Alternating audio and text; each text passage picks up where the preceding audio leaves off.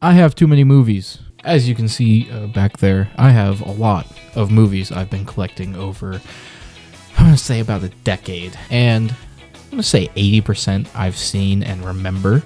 10% I've seen and don't remember.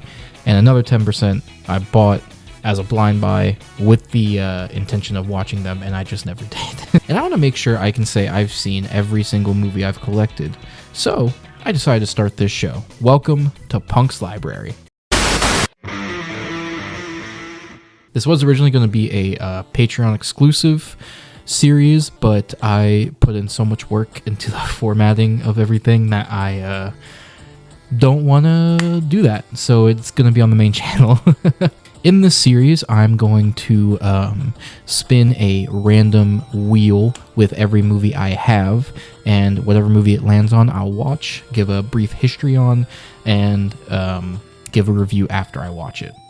You may notice when I went through my entire Blu-ray collection, for one, I've added a lot more, and second, I'm not doing TV shows. I do have a couple TV shows in my collection of full series. I'm not doing that because that would take way too long.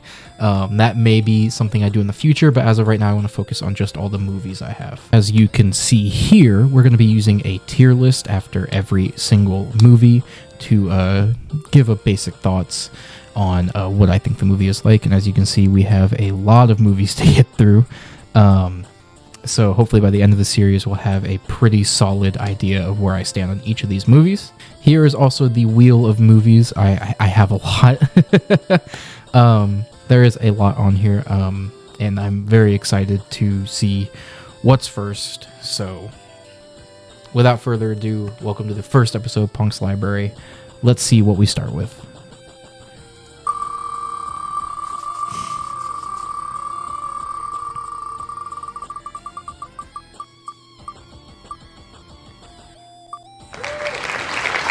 And our first movie we're looking at is Demolition Man. Sylvester Stallone, Wesley Snipes, Demolition Man. I have not watched this movie in a long time. I watched it for the first time after I saw a Nostalgia Critic review on it, and it looked like a fun movie to watch, so I did, and I remember having fun with it. I just don't remember a lot that actually happens in it. I remember Sylvester Stallone being really fun. I remember Wesley Snipes being a ton of fun, as he usually is in these movies. I remember the idea of a politically correct world where everything is squeaky clean and there's no crime or anything, being just a really fun place to have this kind of action movie. I'm really excited to rewatch it and see if it still holds up. Most action movies I've watched over the days have not held up that well, so I'm hoping this one does. The idea of a cryogenically frozen man coming into this whole new world where he is very much an outcast is an interesting one, and I honestly can't wait to see where it goes. So I will be back here at my desk after I watch the movie. We'll talk about it and see where it ends up. Summary time. It's summary time. We're gonna have summary time. Yeah, we're gonna do spoilers. Yeah, spoilers. It's summary time. We start the movie off in 1996 where we see...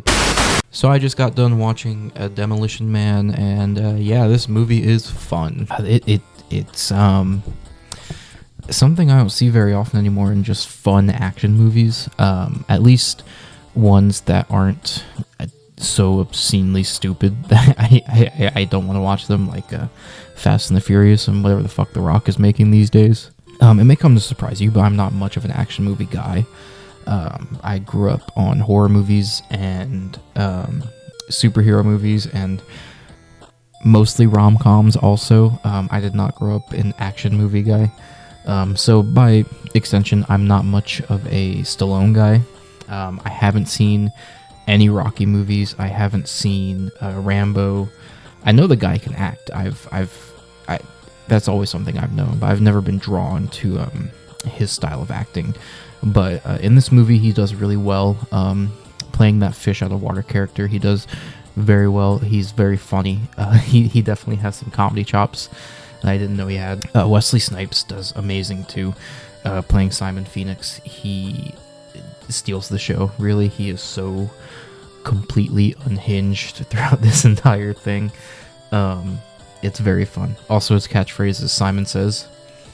Gold. Love it. We also have Sandra Bullock playing, I believe she's Lieutenant Huxley, which is very obviously an allusion to Aldous Huxley, author of Brave New World, which this script definitely relied heavily on, with the town of, San Angeles, being a very utopian place where there is no crime, there is no anything, and everyone is super politically correct, and anything that's bad for you is illegal. And then we also have Dennis Leary playing the leader of the Scraps, who live underground and do whatever they want. I like the way the Nostalgia Critic put it, in that the above world is Tumblr and the underworld is 4chan. A very apt comparison, if I'm being honest. I really miss movies knowing that they're stupid and not trying to really say anything crazy. It's just turn your brain off and have some fun, you know? I don't always want that in my movies, and this one isn't just that. You know, there's obviously some commentary about political correctness, how far it can go, and on the opposite side, how far is too far, and doing whatever you want, and free speech and all that. It hits that message well. It, of course, doesn't dive too deep into it because it's a stupid Stallone action flick, but it is, it does talk about it. I would say where this movie falls a little bit is the villain is very one-dimensional and not thought out in the slightest. He's just, I want to be the ruler of the world and have everything perfect, and that's it. And then his character just dies. He's killed by Jesse Ventura for some reason. Also, I feel like they didn't do a good enough job in showing that the modern day stuff was very different from the actual modern day, because the only inclination of that you get is the cryo chamber stuff, and that's about it. Which, you know, I don't mind in a movie like this, but I do wish it was explored a bit more in the differences. But I know we have only so much we can do. But this movie gave me everything I expected it to. We had one-liners, fun action sequences, some solid comedy from everyone all around. Even Rob Schneider was kind of funny here. In small doses, Rob Schneider can be funny. Not most other places, but here he was kind of funny. I just don't really know what to say about this. It's a dumb action flick that makes you think about some things, even if it's just on a surface level. It's definitely not one of the heavy hitters in my collection. It's something I can put on in the background of a party or something, and people will tune in when they want to, and it'll be fun. Would I recommend this? If someone was perusing my Blu-ray shelf and wondering which movie to pick, it wouldn't be my first recommendation, but it definitely would be one of the higher ups. It's fun, it's stupid, it's an easy way to introduce people to Stallone movies, I guess. I mean, that's what I would say.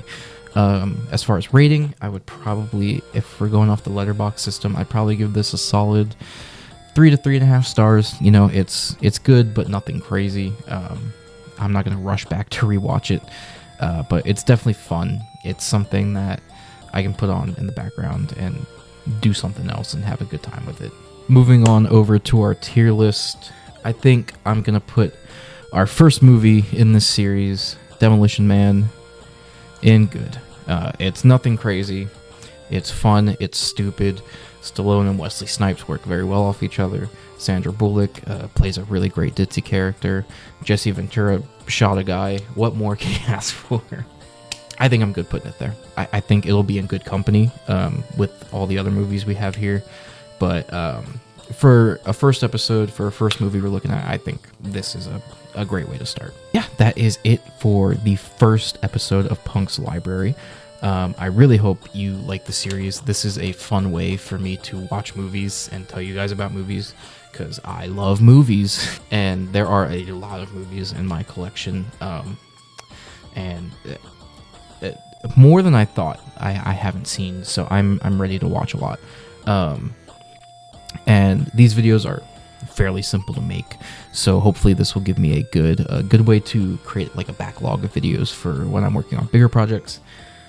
But yeah, I think that's it. But before I go, I want to say thank you to my patrons. As usual, here's a thank you to the special tier patrons. If you want to learn more about it, link in the description and up here.